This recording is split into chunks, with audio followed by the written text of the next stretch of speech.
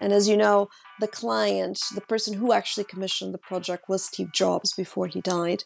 And he was very much involved in that design and very much interested in what was going to happen with the new campus. They were already based in that area of Cupertino and Palo Alto. They already had a big campus, which was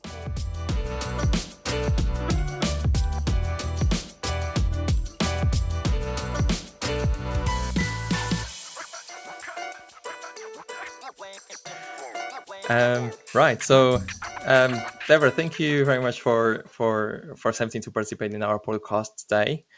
Thank you for having It's me. really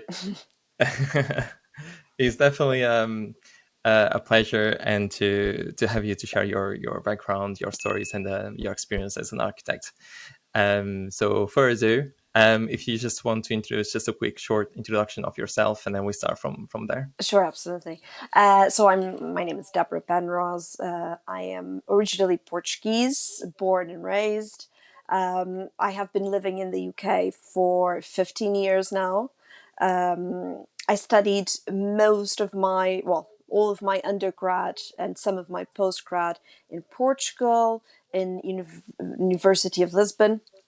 And then I moved back in 2006 to the UK to work for Foster and Partners. On and off, I worked for a number of years at Foster's with some interruptions. So I did a PhD in between. And that PhD had occurred at University College, the Bartlett, with also an experience in the US while doing some research at MIT. So I spent some time there as well in the US, which was an amazing experience.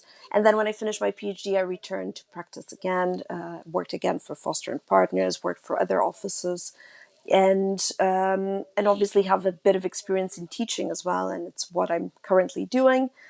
So I taught in University of Lisbon, I taught at Cornell University in the US, and currently I'm at University of East London. Thank you. That's definitely what a journey you have done, and so far, and probably what more has to come as well. Um, so probably we'll start from really, I think, literally from the beginning. Okay. Probably, maybe since your early age. When did you realize you wanted to become an architect? Very early. I was probably 10, 11 when I decided to be an architect, very early. From very early age, I knew that I had to do something to do with drawing, with sketching. I was very into arts. I had a very, not necessarily a very creative mind, but I had a very artistic mind and a very pragmatic mind at the same time. So when I told my parents, and my whole family has to do with the humanities, either law or political science, when I told those people that I wanted to be an artist, they were all a bit like, an artist in Portugal, you're going to be poor, you're going to be unemployed, not a very good idea. But when age 10, 11, when you start realizing what are your skills and what kind of strengths you have, and I realized that I was good at maths, I was really good at geometry and algebra. And yes, I did have a very good artistic sort of mind. And I told my parents, maybe I would do a good architect. What do you think? They thought it was the best idea ever. They thought it was a really good profession to follow. Little they knew that was not necessarily that. So in Portugal at the time, and we're talking mid-90s, if you wanted to be an architect, there was very few schools. It wasn't like today where there's lots of private schools. So if you wanted to be an architect, there was about 200 places in the whole country, and they were all in public universities that allow you to actually register and become an architect. So it was very competitive. And I knew from the get-go, since age 10, that I had to be top in my class, had to have really good marks to become an architect. And I was very driven in that sense. So I finished my high school with a very good score, finished my admission exam with the very top score, 100%. Couldn't have any Wow. less. And I managed to make it to that top 15% of people that apply and those applied in those days to architectural school and get in. So 200, maybe 300 places in the whole country. And was a great accomplishment. But I do remember when I sort of realized that being an architect was a really interesting thing. I remember one of the first buildings that I actually got noticed in, and it was the Gulbenkian building in Lisbon, which is a Hmm. beautiful foundation designed in the 60s, 70s. And it's sort of an oasis in the middle of the city with amazing landscape design around it. And it's a very brutalist building made of concrete with lots of metal and very dark tinted glasses. And speaking about it, it's hard that a little girl would actually fall in love with that building. But I remember being very, very young and going to concerts and exhibitions and even spending some time with their sort of child care system. They had like a little child care activity center. And my parents used to take me there a lot. And I thought that that building was absolutely something.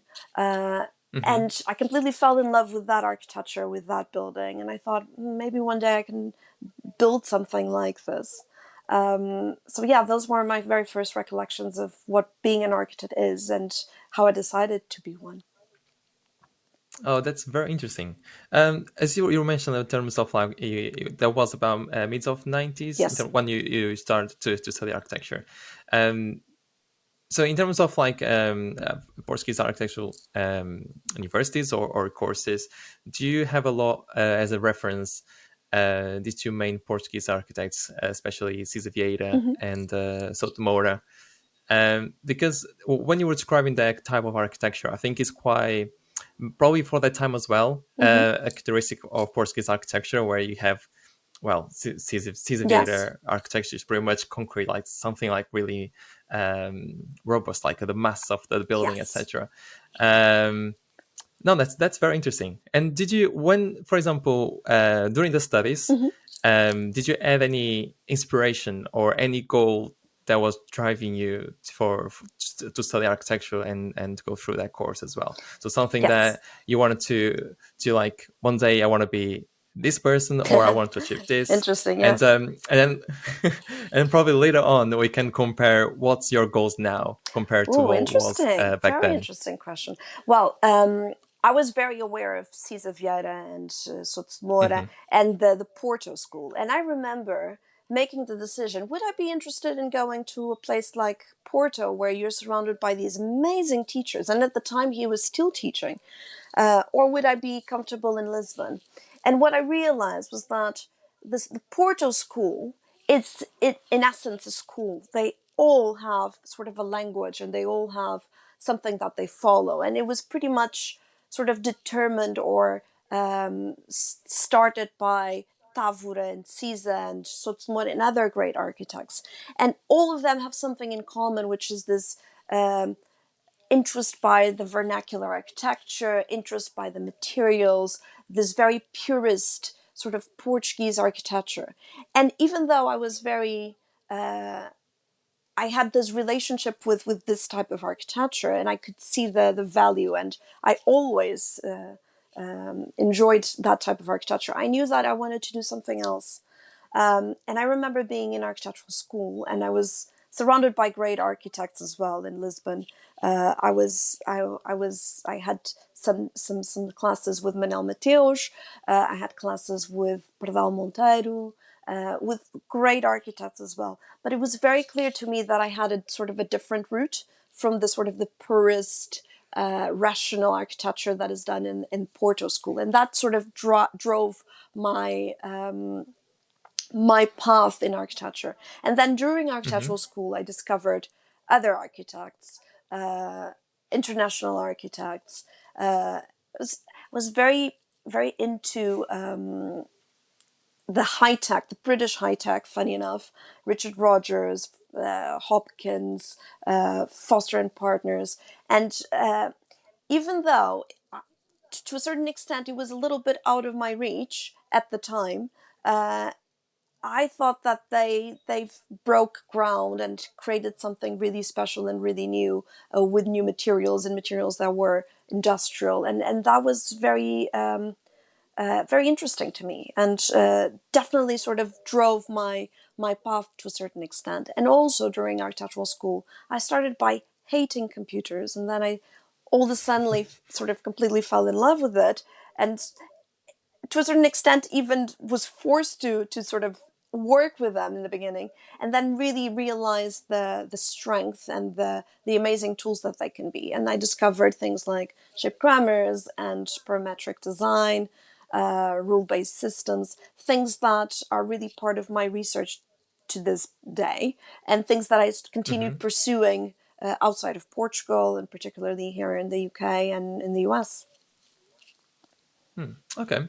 And when did you realize you wanted to risk abroad? Like when did you realize that, for example, you wanted to go to London, well, or UK Yes, eventually? accidentally, really. I always thought that maybe I could have a short experience abroad, but always return to Portugal and maybe have my own practice. And that was always the goal. But the funny thing was, when I finished my degree, it was in the middle of a recession, and I have, as Portuguese, it's almost like we've always been in the middle of recessions.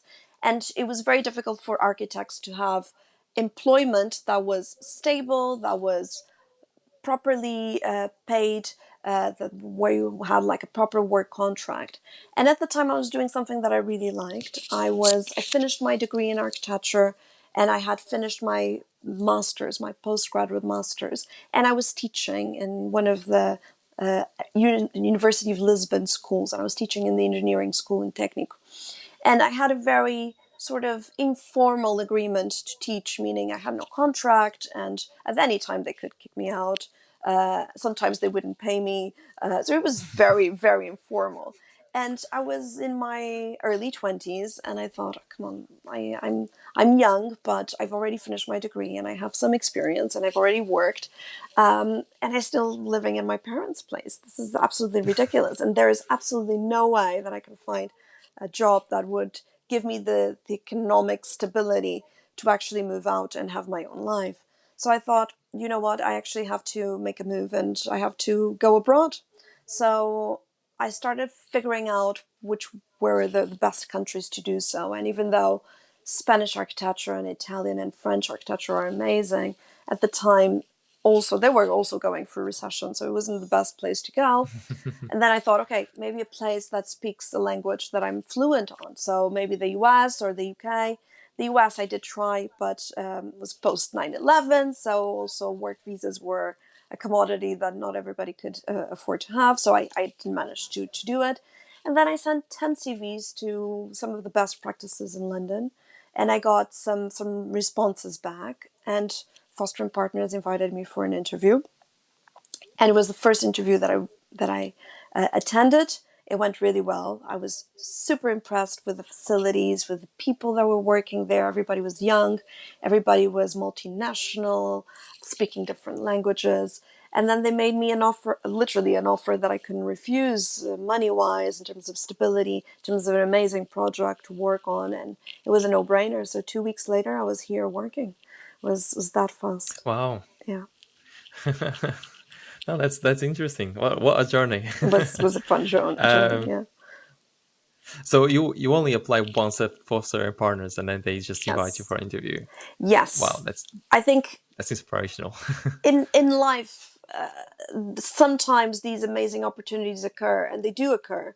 And you have to work towards that opportunity, and sometimes you get Hmm. lucky and things go your way. So I was very lucky. It was the first TV that I've ever sent to Foster and Partners, and I got in. But I had colleagues that sent dozens of CVs Hmm. before they actually managed to get a position there.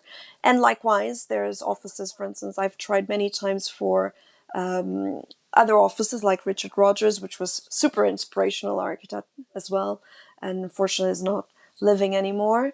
And I've never achieved. So you just have to be lucky once. You just have to be lucky once. So you start in 2006 in Foster and I Partners. Is did, that yes. correct? True. Um, and so what was the, like, for example, it could be the first project that you were involved Hmm. in, or the most, let's say, um, like inspirational, or the project that it was motivational to work as well, or satisfied to work or be part of the team of the project. Yeah, what was it? Well, the first one was really special. Was a very novel building in the city of London, so very central, and it was very easy to go to site from the office, which is very rare because most of the projects are abroad. So not everybody that works in foster buildings actually visit the building that they've designed. Hmm. So I was quite lucky. The very first project was in London, and it was on site. So I had the advantage to actually working on something that was being worked at the time. It was the Walbrook building, which is very central and had a very interesting technology where the cladding was made of glass fiber, so a plastic material. So it was never done in the city of London. It had lots of issues. You had to test it for fire, had to test it how robust it was, how durable, how easy it was to clean. So it was a very interesting learning curve, and I learned a lot in terms of building regulations, in terms of construction in London. Obviously, I came from a Portuguese background, so lots of things are different here. Hmm. And then when I returned to Foster's on my second time, was a very different experience because it was mostly international. So I've worked in a number of projects for the same client, and that was a very interesting experience. So it was Apple, and as you know, they are this big tech giant, and at the time they were expanding, and their strategy was to build lots of stores across the world, 5 continents, and Foster and Partners were designing dozens of different stores all over the world. So I had the opportunity of working in a few of these stores, and developing construction documents for some of them as well, which was a really interesting experience. And then, in addition, I worked in their headquarters, which is again a very inspirational building that houses something Yes. like 10,000 workers, 10,000 people that actually use the building on a daily basis. And very much like Gulbenkian, my great inspiration, is a building that is surrounded by lush vegetation and an amazing park. So people that actually experience the building for the quality of the architecture, but experience the building surrounded by this amazing park. So it's almost like a circle that finishes. My inspiration becomes, well, a building that to a certain extent is a reference for that building. Hmm. And so, in terms of your role in Forcing Partners, Mm-hmm. how does it actually work, or what's the culture or strategy of Forcing Partners in Mm-hmm. terms of organizing the team? So, Yes.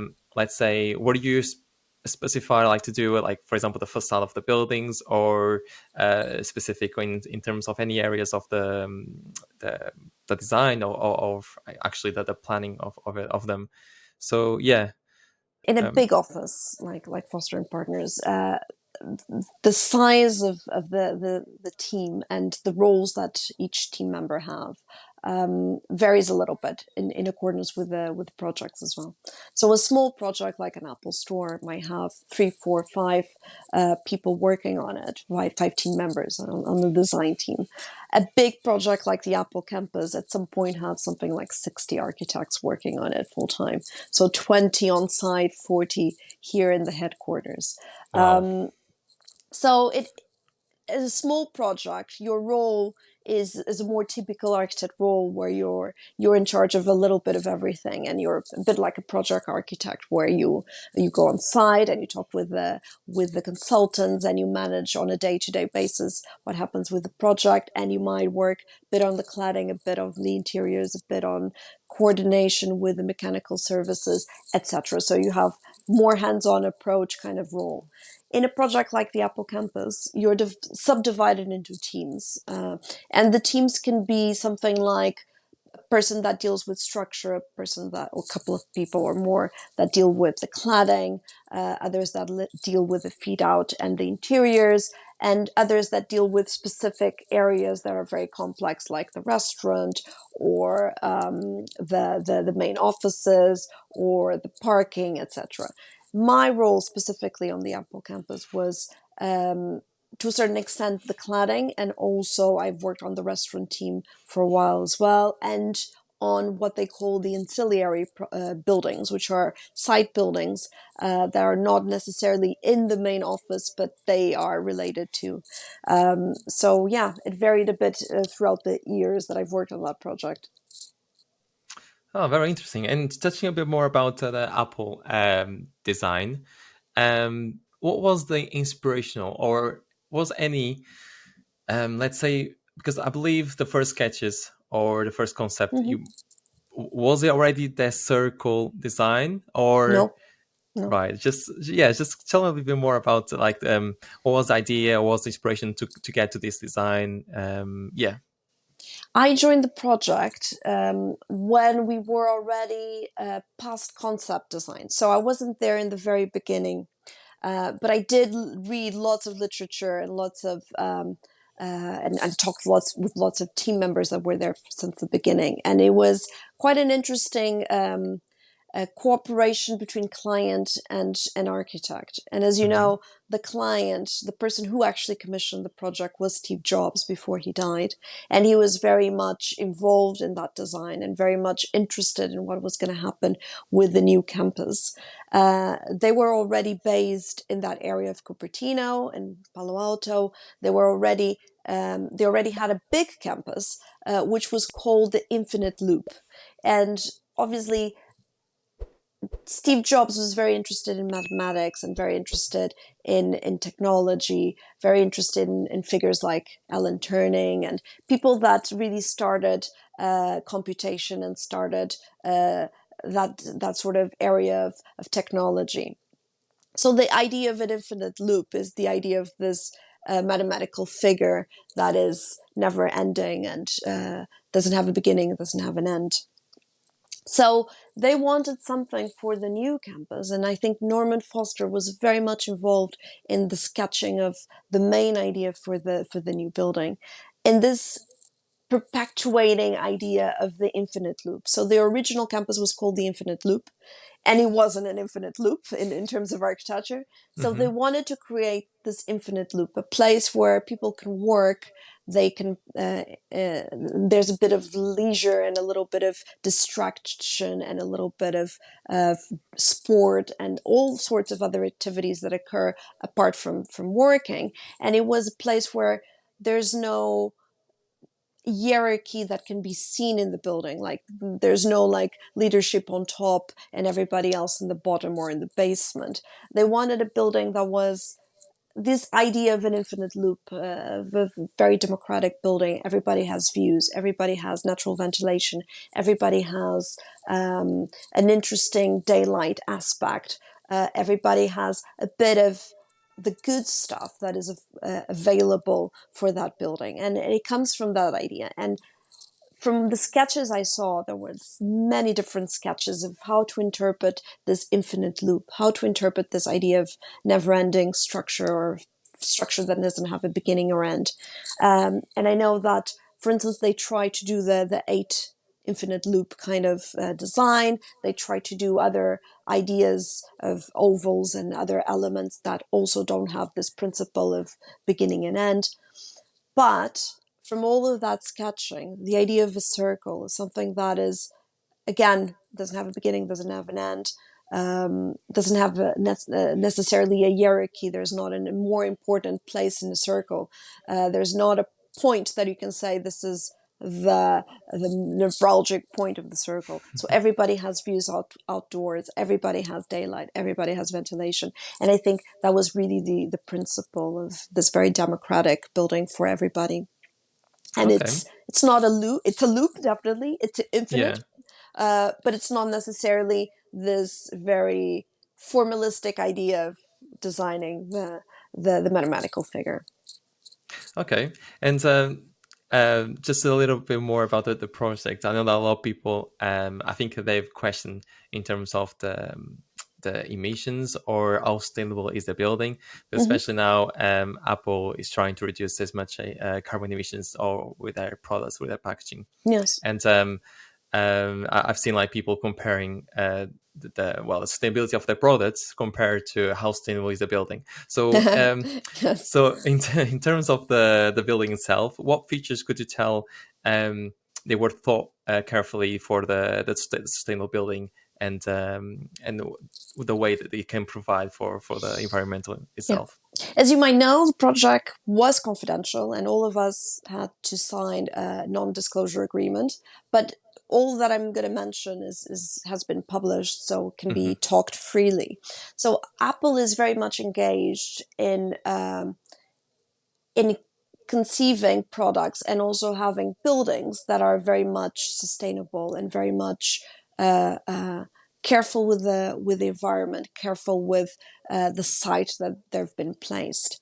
Uh, and even though they never, for instance, I believe they never applied for accreditation with LEED or any other ways of getting your building certified as a very sustainable building. They were very much interested in doing a building that was as sustainable as possible, as non-pollutant as possible, that didn't have a very high carbon emission in terms of construction.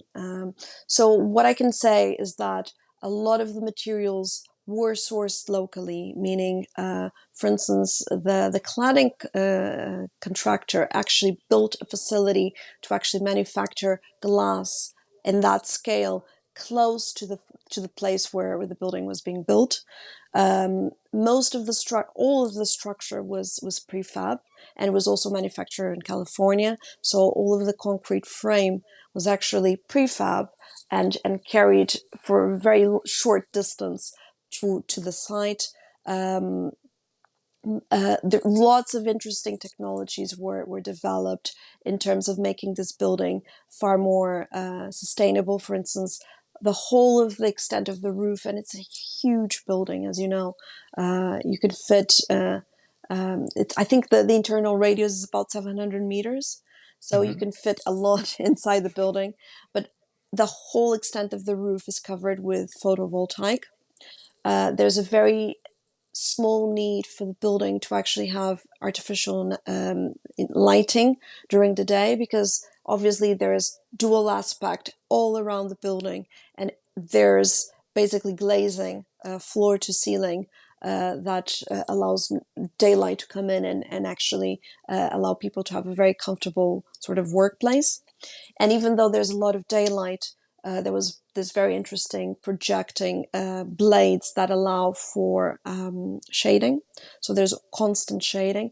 And the building obviously have as well a very interesting way of achieving natural ventilation, um, where it's not even visible. So there is a groove above the glazing and between the shading devices that allow natural ventilation to be in place, and people can actually have fresh air without even having the problem of opening windows. So there are no openable windows, but there's louvers that allow natural ventilation.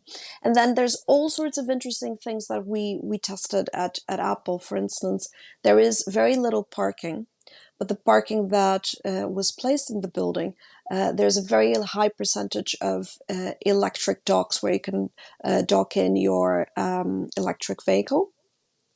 There's all sorts of interesting schemes where people can cycle as well. So there's lots of cycle lanes across the development. And a lot of the staff actually live either in Palo Alto or San Jose or even in San Francisco. And the staff is very much encouraged to take the shuttle bus. So there's several shuttle buses that actually collect the staff and drop it in the building. And there's actually almost like a bus station inside the building that allows the parking to, the buses to park and pick up and drop off passengers as well. So there's so many interesting things that were actually tested in this building to make it far more agreeable with the environment and agreeable with the emissions. That yeah, it's worth noting. No, definitely, definitely. And did you have the opportunity to go on site and see the building getting built, or were you just on the office in this part of London?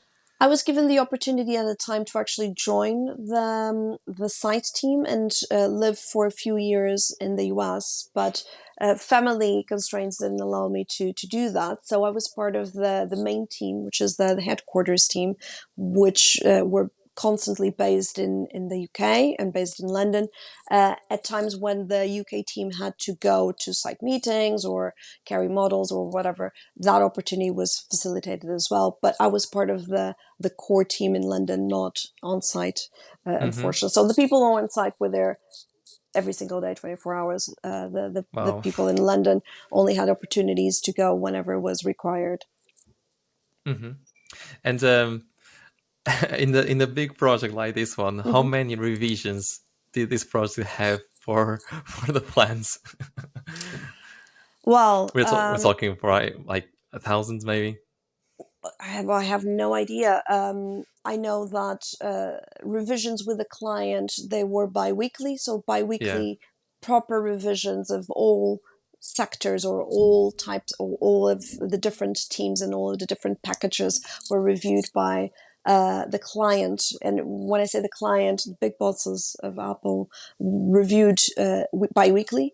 They came to London quite frequently as well to review that. The design team had weekly meetings to Yeah. review specific packages.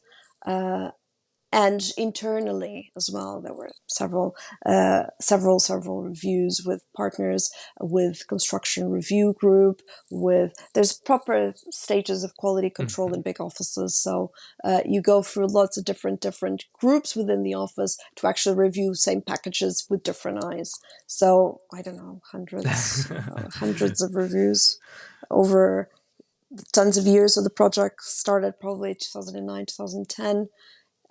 We concluded the main office in 2017. So It was imagine a bi-weekly. long, Yeah, it was yeah. several.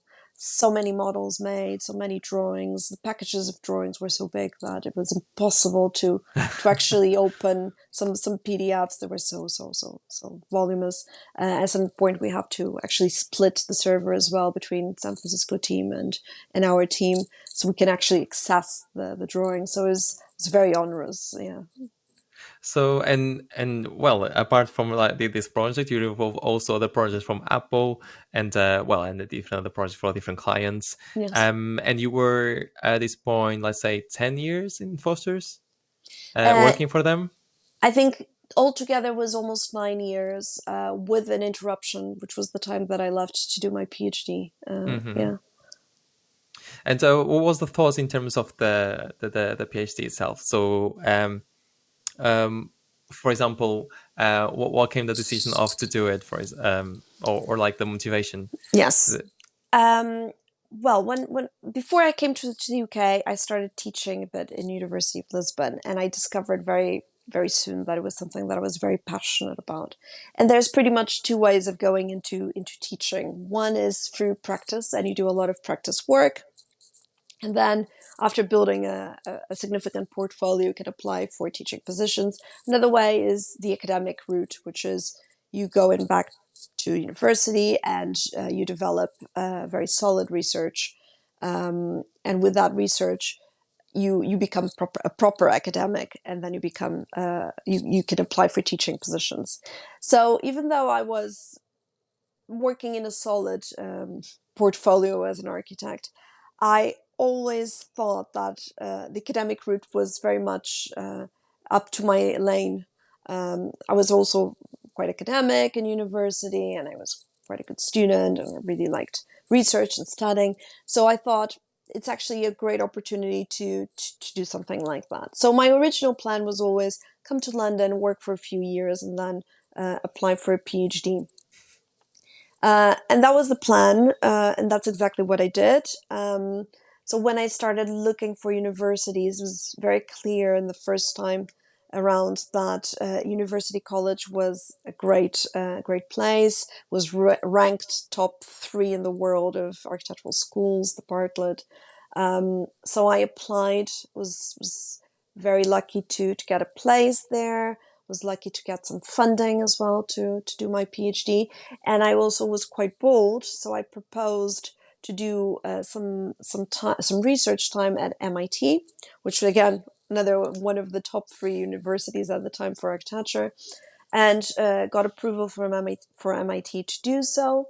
Um, and yeah, I spent some time there, and it was an amazing experience, very different from the European sort of study experience, and managed to work with really amazing people, amazing professors that do really significant research in my field, which was the shape grammar, Hmm.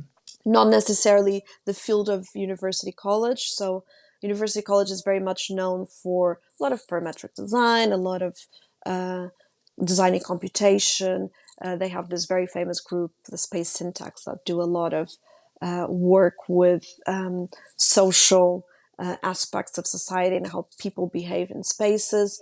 But I thought it would be a really interesting and complementing research between their research or University College main research and my research, and then I would get all of the theoretical background that I needed by my stay during my stay at MIT, and I think it was a really interesting marriage, a really interesting merging of 2 very different cultures: the UK sort of academic culture and the US academic culture, particularly MIT, which has been um, significant in terms of research and design and computation as well. They've Hmm. done a lot of really interesting things. They have the Media Lab where they do a lot of amazing research with digital means, and obviously the MIT was also the home of the shape grammar theory. So it was developed by George Steiny in the 60s, 70s, and then Bill Mitchell as well, an amazing guy who's no longer with us as well, developed this great grammar that explained how Palladio, or recreated what Palladio did with the Palladian villas, and all of that was very interesting to me. So I knew from soon that I wanted to do something on that field, and it was a really great experience. Hmm. And so after forces, and now you were a lecture giving lectures to UEL, University of East London, Mm-hmm. and so probably going back to the topic where we touched in terms of the goals and Mm-hmm. ambitions that we you want to do. So when did this come in terms of make a pause in terms of the work for the companies and just teach in university, um, and what's the plans at the moment? So yeah. Ooh. Um, it's really interesting. I led a career over the last 15, 20 years. Gosh. Um, that was very much with a foot in 2 sides. One was in academia and doing a bit of teaching, a bit of research, and studies and PhDs and stuff. And then the other was a career in architecture where I was lucky enough to be part of amazing teams doing really, and not only great offices, but I was lucky enough to be in amazing projects that were very much published and very controversial, and with an amazing client, a client that has a great vision, and that's really rare. Client Mm, that has a vision to do something that is new, that has never been tested before, that also has the means to do it, because not all clients have the the wealth and the abundance that some of these clients have. So I was very lucky. But funny enough, when I was in practice, I was really enjoying what I was doing, but I always felt that was something missing in terms of the calling that I have for teaching was definitely missing. And when I'm teaching, at, and even though I really enjoy it, at some point I do start thinking, oh, I actually miss designing a little bit. So it's always this interesting dichotomy. But And having said that, I did have my chance and I did have my opportunity in really big offices and big projects. And I think at some point, if I do return to practice, I think at some point I would love to do something on my own terms, designed by me, with my ideas and my sort of train of thought. Because obviously when you're designing a company, you have to sort of follow the language, and follow the design, that orientation that the partners and senior partners and the whole company sort of embodies. um, so at some point I would love to actually design on my own account and design for me, for my clients, with my vision. But yeah, it was a really interesting experience. But how I see myself in the future is very much like that, trying to uh, combine teaching with maybe some design in the future. That's very interesting, and I'm definitely looking forward for that as well. I don't know. I always had that curiosity of whatever is teaching us in university. I Hmm. always have the curiosity to see what are their designs, what are their Yes. type of style of architecture, because somehow the persons are teaching us. We see a model as well, Yeah. so we see a person that has been a student as well, has been working, has been doing projects, has been designing itself what the students are going to be doing in the future. So I always had a curiosity to see what our lectures have done previously, what are the sketches, etc. So definitely that's a good plan. That's ambitious um, and and the plan to have yourself, like to have goals as well, and to know what to do next. um so yeah, I think we are now pretty much in terms of 35 minutes podcast, which has Hmm. been quite interesting, and a lot of knowledge has been put together on this episode. Is in terms as well, to touch a little bit about the climate change. Hmm. um I think just to finalize this episode, I think because at the moment it's quite a topic where, I don't know, maybe because of the summer where Yes. the heat has been really hot, or being records that haven't done it before, or places well, with the natural catastrophics it's been going on. So, but Yes. and I know as well, the building in itself, like the architecture industry or the building industry, is one of the big impacts it has on the carbon emissions. Hmm. Um, so, in your vision or in your opinion, what is missing at the moment in architecture that we could improve, or um, or let's say we are already doing everything possible that we can, it's just a slow process. So in your opinion, what in terms of architecture that you can give? Well, it's such a complex issue, isn't it? Yeah. I have to say, I wasn't in growing up as an architect and going for university. I have to admit, I was not one of the most connected to the climate crisis person ever.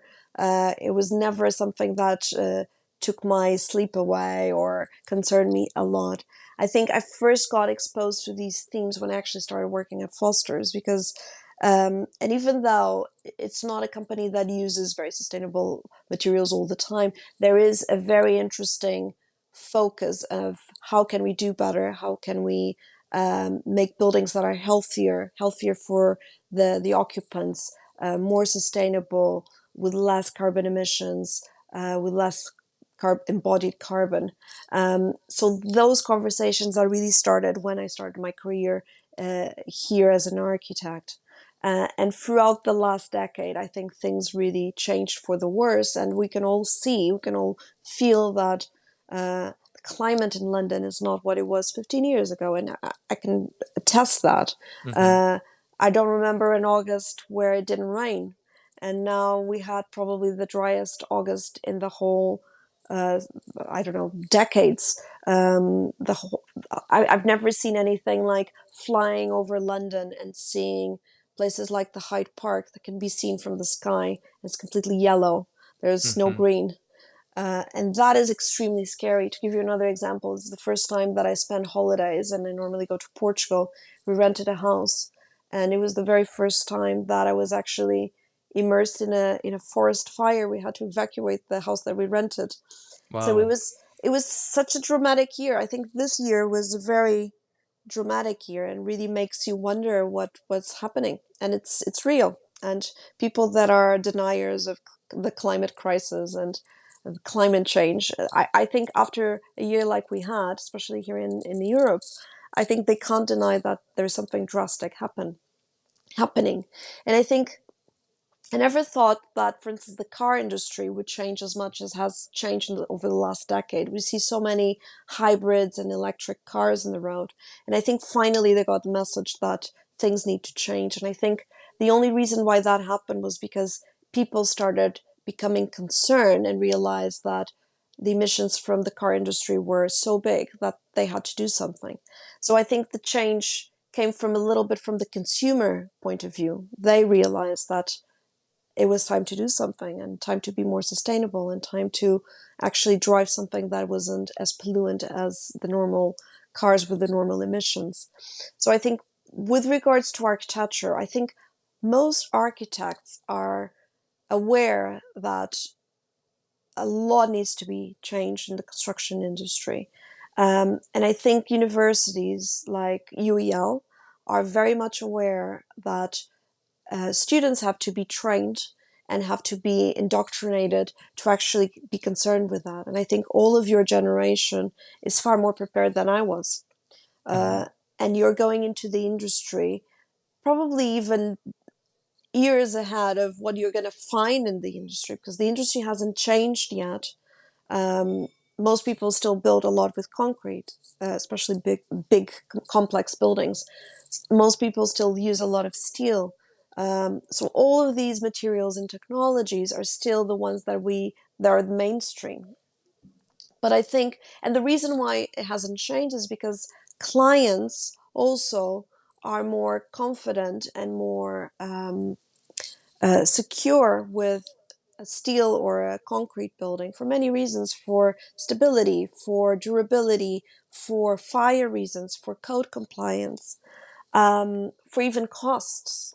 Because obviously, a timber building might have a little bit more maintenance than a concrete building has, or a rammed earth building might have concerns that a brick building will not have. So I think that change will have to come as well from the clients, and maybe Hmm. our role as architects is to actually lecture and teach our clients as well that yes, it might be a little bit more costly to design a certain building in a certain way, and it might even have the benefit or the disadvantage of having bigger maintenance costs. But in the long run, it will pay off, and it will pay off for their kids. It will pay off for their grandchildren. So I think as architects, we are already doing our part to a certain extent. Hmm. um, Contractors can also assist us a little bit in that. And I think when that change comes from the clients, it will be more impactful than it already is. Um, but yeah, I at least a little bit of myself goes to bed a little bit more quiet, knowing that at least students are being trained to actually respond to this crisis. And yeah, with a bit of time, I think we will. The only question is, do we have time? But that's a whole Exactly. different thing. Would it be too late when we realize that what needs to be put in place, or? But I think it's the time will tell, right? And well, we just need to do whatever we can, really. But no, that was a really constructive and informative answer to this topic, and yeah, I can't take you enough to being part of this episode. It's been really amazing to have you today and share all this knowledge of architecture and background as well in terms of the journey to of an architect, let's say, and this inspirational and motivational project you've been part of. And I can't wait to see what's next, really. So no, definitely. Um, so yeah, just I think we'll finish our podcast. I think like if the audience wants any questions, they can pop up on the YouTube or Spotify as well, and Instagram. And I'm pretty sure I'll keep in touch with you in terms that is any questions that they needed, and then we Okay. make like another briefly post or introduction to the answer. Okay. But Deborah, thank you very much for your time and for being My with us. pleasure. Thank you for the invite. It was very, very nice. Thank you. And hopefully see you next time. See you soon. Yeah. Thank you, Deborah. Thank you. Bye.